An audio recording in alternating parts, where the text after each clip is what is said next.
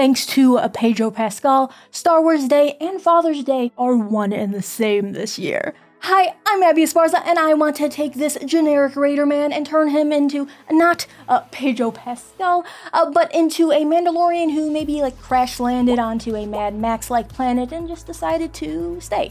No tablets, no digital painting, no patience. Some people don't have one or any of those things. Sometimes those people are me, and that's perfectly fine. All resources featured today can be found over on Envato Tuts Plus. Get unlimited downloads of photos and fonts, all with super simple commercial licensing, plus a no lock-in contract means you can cancel anytime. Subscribe now with the link down in the description, and follow along with me. We're going to start by putting together our sky, focusing on creating a nice blend of a sundown and starry night situation. I already have a base of stars here for me. And next, let's create a new layer set to screen and paint a bloom of orange light on the bottom half of the canvas. I'm using these Mandalorian promo images as my main point of reference. That's kind of the vibe we're going for. And we can get right to my favorite part, the clouds. We're going to need an image of scattered clouds on a slightly dark blue background. Something with perspective and a clear gradient of light to dark blue sky. Because we're going to double click that layer and look at the blend if section, focusing on this layer. We're going to use these toggles to remove the darker values of the image, which will then blend away the upper sky but leave the clouds and lighter sky. Hold shift to split these toggles up and keep pulling them towards the right until you achieve that, blended sky effect. Clean up any harsh edges with a layer mask if you need to. You may also end up with some stars in the dark clouds. Usually that's not that big of a deal, but it's a really easy fix. Let's just duplicate our sky layer, right-click clear any layer styles, and bring that layer below the original sky. And then we can add a new layer mask, invert the mask using Ctrl-I, turning it black. And all we have to do is mask in the clouds wherever we don't want those stars to peek through.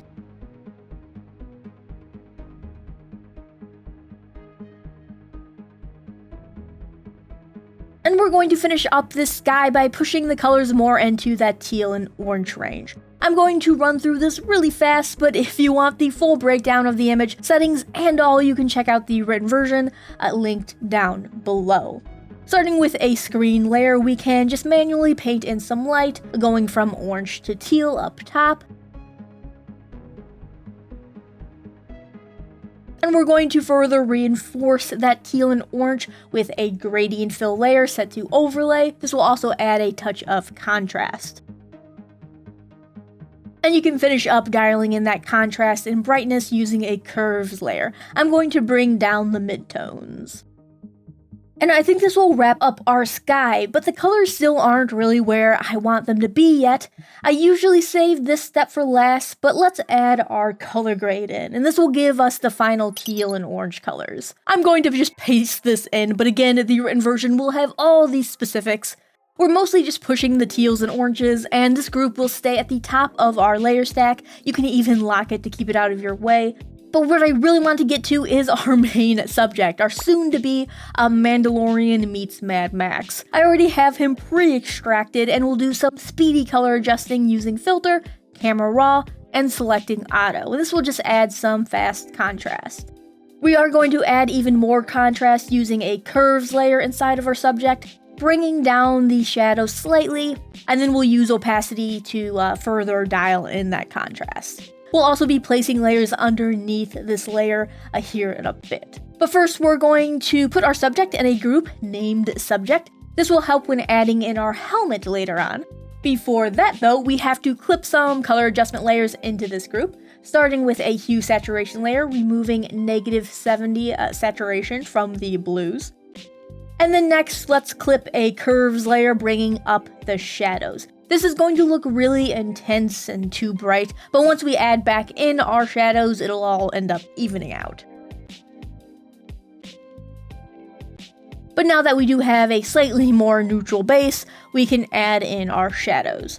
Let's make a color fill layer set to dark blue and clip it into that subject group above these layers here, and set that layer to multiply.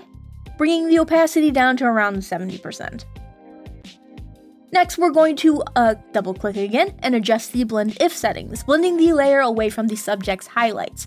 So this time we're using the underlying layer sliders, again holding Alt to break up these sliders. Now we want to remove this shadow from the edge of the subject. You could do this by hand, but my favorite way to do this for a quick shadow is to delete the current layer mask on the color fill layer. Hold Control/Command and then click the subject layer. This will create a selection around the subject. Next, let's go to Select, Modify, Contract, and contract by 150 pixels or so. Feel free to play with that amount. But now let's add a new layer mask to the color fill layer, increasing the feather by 50 pixels or so. And then we can also duplicate that shadow layer and set it to hue to bring even more blue into our shadows. Shadows like these are always paired with some rim light, however, and we can use our existing layers to create one super fast. Let's duplicate the shadow color fill layer and bring it to the top of the clipped layer stack. Set the color to an orange color, the blend mode to color, and the opacity to 100%. Now we're going to invert the layer mask, so now it's on the edges here. And then we just need to switch up the blend if settings. We want this layer to be blended away from the shadows and not the highlights. So basically we're just switching everything up. If the edges do need a bit more light, which in this case they definitely do, add some using a clipped curves layer, also removing the layer from the shadows using blend if. I do have some really good tutorials on how to paint really nice rim lighting, which would look great here, but this is going to do for now. Because we gotta get to the Mandalorian portion of this Mandalorian tutorial. In this case, it's the helmet. The main goal is to try and turn a generic sci-fi costume into something more Mandalorian-inspired, without just copying and pasting helmets from low-res screenshots. Which first means we need to remove all of what our current helmet has going on. We need a blank slate. We could paint, but not everyone has a tablet or the patience for that. And this is where content-aware fill is gonna save the day. Let's duplicate the subject and clip the duplicate into the original. And let's grab the lasso tool and set the feather to 10 pixels. We want to select the mouth and nose portion of the helmet.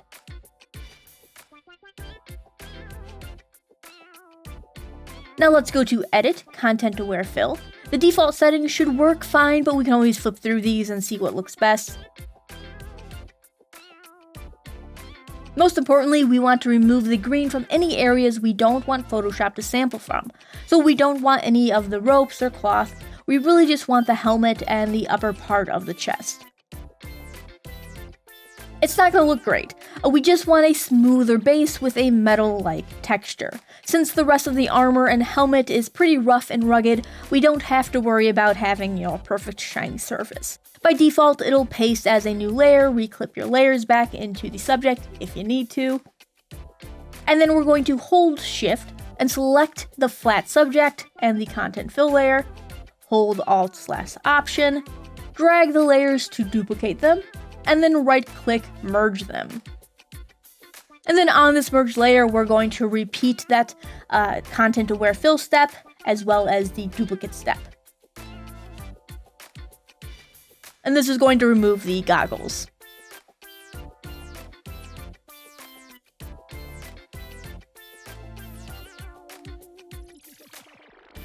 And now for our actual helmet design.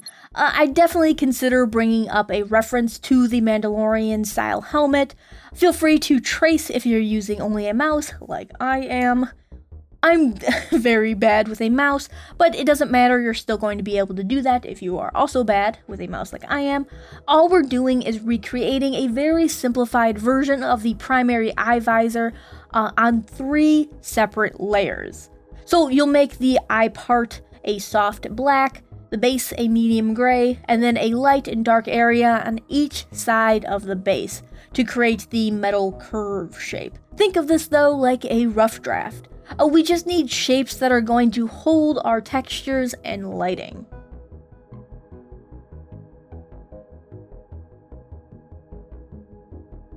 We're going to add some texture using the lasso tool to select and copy the helmet's surface. This surface is going to be our texture.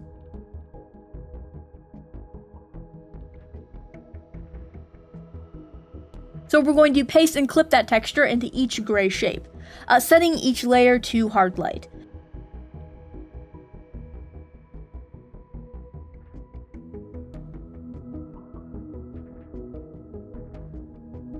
You'll likely have to adjust the angle and size of the textures to make them fit and flow better. You can also try different blend modes and opacity levels.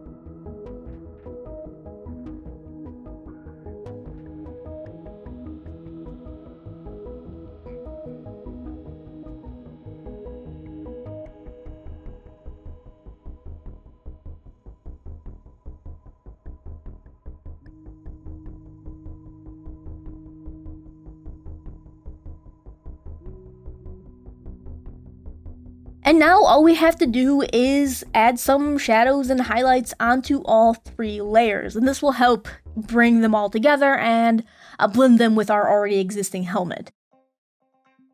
I use layers set to overlay and screen for most of my shadows and highlights, just with a soft round default brush set to black and white. I used a harder brush for some of the harder highlights on the visor and edge of the helmet.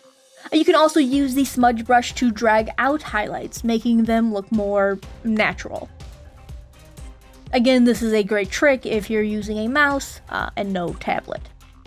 You're really just going to want to use as many layers as you need, adjust their opacity as you need to, clipping each layer into whatever shape you're lighting and shading.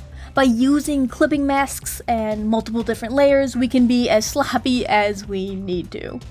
There is no precision going on here. You can also group all the shapes together and use clipped overlay layers to create a more global lighting to help the 3 shapes appear as one object, as well as creating some shadow layers below the shape if you need some casted shadows. Try and use the already existing highlights and shadows to guide you.